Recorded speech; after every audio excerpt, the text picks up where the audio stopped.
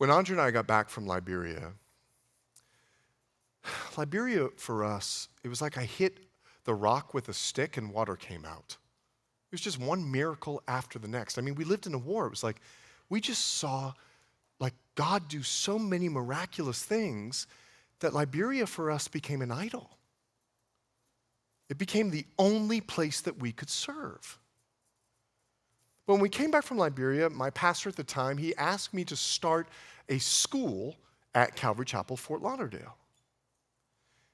And as I was in the process of it, one day I'm sitting in church and I hear him in the auditorium sat 4,500 people. It's a church of 25,000 people. We had 2 services on Saturday night and 4 services on Sunday.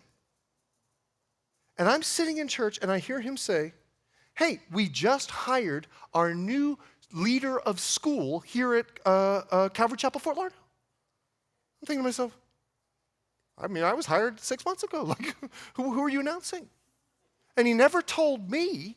He just told the entire body as me and my wife are sitting there. We walk out into the foyer and hundreds of people start asking us, what did you do wrong? That was it. I'm out of here.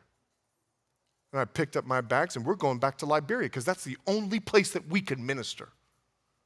We told everybody, we're out of here. And we left. And I remember I was talking to one wise woman. She looked at me and she said this, are you sure God's not answering you according to your idols? Because it seems like Liberia is an idol for you. We went back to the country for the second time, and on the first day, something was wrong. We knew it. After about 3 months of being there, and it was not like the first time.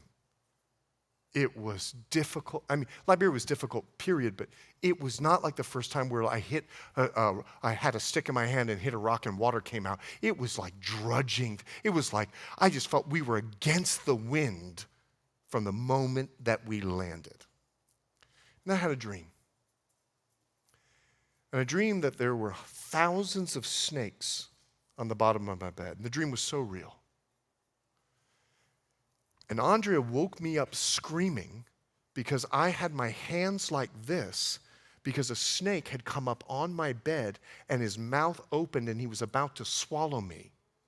And I'm screaming in my dream, ah, ah, ah. And Andrea goes, wake up, wake up, wake up, it's a dream. And the next day I had a friend of ours and she's gone home to be with the Lord now. And I told her my dream, and 2 days later she comes back and she goes, the Lord gave me the interpretation of your dream. I was like, I didn't know the Lord. I just thought it was a weird dream and I ate something funny. She goes, no. Trials, many trials you're about to face. And there's going to be one trial that will seem to swallow you and destroy you, but be strong and make it through. She goes, you need to fast and pray for the next 30 days. So we fasted and prayed for the next 30 days. Nothing happened. I'm like, she don't know what she's talking about. On day 31, me and my 2 sons got mumps. My cheeks, you think these are big? You should have seen them when I had mumps. I could lick my ear. That's how big my face got. Literally, I could go like this and I was like, oh, that's my ear. Andrea got pneumonia. She dropped down to about 90 pounds. And then I went out on the mission field, walking to a rebel base to go minister to child soldiers. It was a 6-hour trip in the jungle. On step 2, on the way back, I got malaria. My fever shot up to about 105 degrees. I was baking my brain, so much so when we finally got to the car, the chief of the village looked at me and said, leave him here, he's going to die. There's no sense to go on the trip on the way home. And I leaned up and I grabbed the collar of the guy that was driving and I said, if you leave me here, both of us will die. He took me seriously. I made it to the hospital Survived, obviously. I survived through the night, in case you were worried.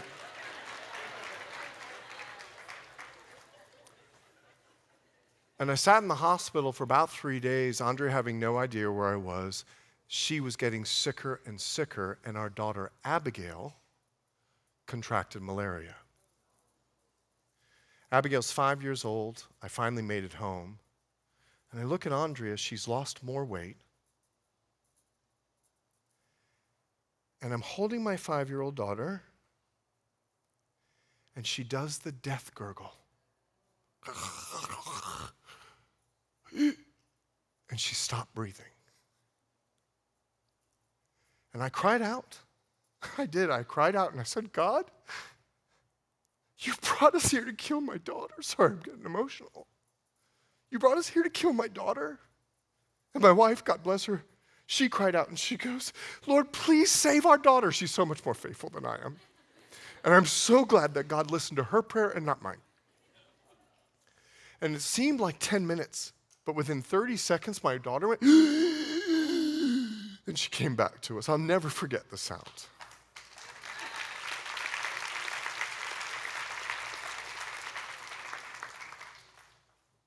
And now I'm looking at my wife, she's skin and bones. And every time she coughs, she feels this knife stab in her chest. And she goes, like this. So I go, you gotta leave. She goes, I'm not leaving you. And I go, you're leaving. And without her knowing, I went to town, bought her and my daughters a plane ticket. I came back, found a missionary to take her back to Florida. She was so sick, she had to stop nursing our 1-year-old child. Her mother flew to New York because she started coughing blood. They flew down, had to put my 1-year-old daughter in ICU.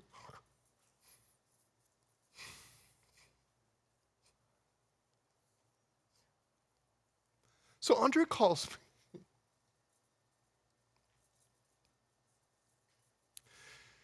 She goes, you need to come home. And I go, Andrea, I don't have any money. I got me and the 4 boys, like, what are we gonna do? She goes, I don't know what you need to do, but you need to come home, your daughter's dying. Because when Andrea was so sick, she had to stop nursing our daughter, and Andrea's antibodies were keeping her from malaria. But when she stopped nursing her, Elia went straight into cerebral malaria. And so I got on a plane, paid God, there's a whole story of how God provided. I got on a plane, it was Air Afrique. Can I tell you, Air Afrique does not exist anymore because goats used to come down the aisle. Like, I mean, I'm not kidding.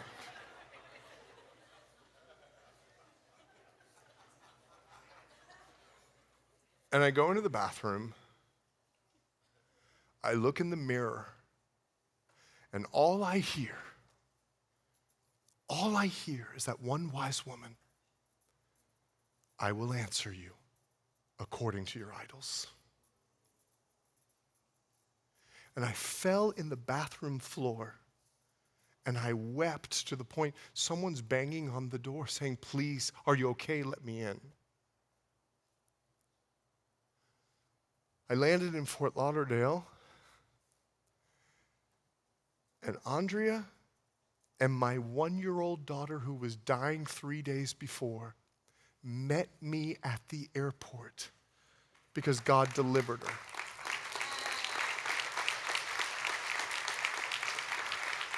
One of the pastors of our church had gone into the ICU. He busted into the ICU, anointed my daughter with oil, and they're like, you got to get out of here. And she goes, I don't care what you're saying. Lord Jesus, bring this girl up from the dead.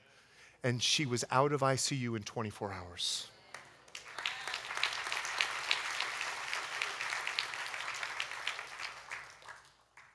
You know why I'm telling you that story? Learn from my failure and listen to wisdom. Listen to wisdom. And I'm going to humble myself in front of all of you because I want you to learn from failure.